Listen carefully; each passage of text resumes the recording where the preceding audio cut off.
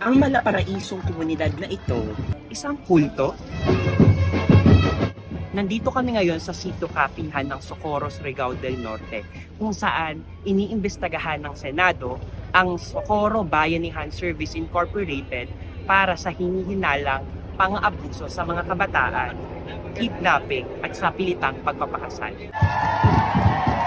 Parang piyesta ang pagsalubong ng mga taga rito kay Senator Ronald Bato de la Rosa at sa aming mga taga-media.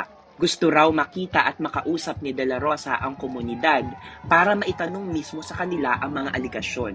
Kasi sa mga hearing sa Senado, lumalabas na ang sitio kapihan daw ay pugad ng isang kulto na pinamumunuan ng 22 anyos na si J. Renz Kilario, aka Senyor Aguila.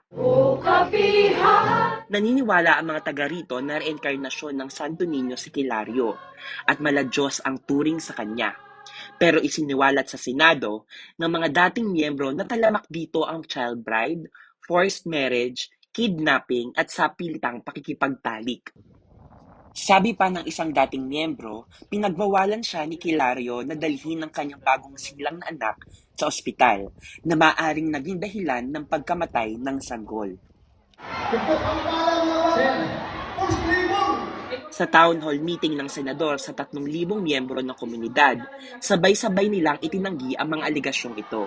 Ayon kay De La Rosa, kahina-hinala raw ang mga kilos at salita ng mga miyembro. Tila scripted daw ang mga sagot sa kanyang mga tanong, kaya kumbinsido siyang isa nga silang kulto. Para sa buong storya, i-click ang link sa baba ng video.